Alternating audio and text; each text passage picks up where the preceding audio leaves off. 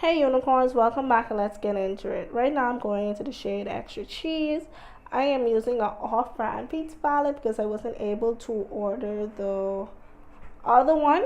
But all I'm doing right now is laying it as a transition shade so the shade that comes next wouldn't be drawn out or, has pigment. Now I'm going into the shade Marinara on top of that transition shade and I'm making sure to pat it on and blend out the edges.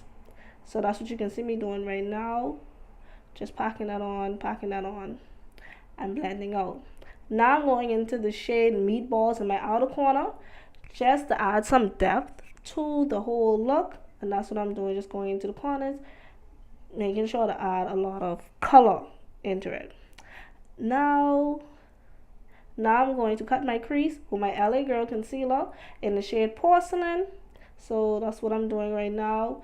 Making sure to just make sure my cut crease is clean, taking my time, making it do what it do. Now, I don't know what happened before, but the shade that I went in first was Ham, and now this is the shade Sausage, and I'm just taking that on a flat brush, making sure to pack it on for pigment. Now, I am going into the shade Pepperoni, just, adding it on. At the ends, I'm going into the shade Bacon just to add another meat flavor. Now I'm going back in with the shade Meatballs just to add more depth to the end of it. Bringing all the colors together, basically. So now I'm adding that to add more depth because I lost it when I did the cut crease. Now I'm just taking a clean brush and I'm blending all the colors together so you don't see where they start or finish. So that's what I'm doing right now. Just keeping sure to blend. Now I'm using pineapples in my inner corner as a highlight.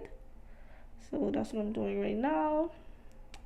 And this is the end. Thank you guys so much for watching. Don't forget to like, share, and subscribe. All of the items I use will be down below in the description box. Thank you guys so much. See you in the next video. Bye.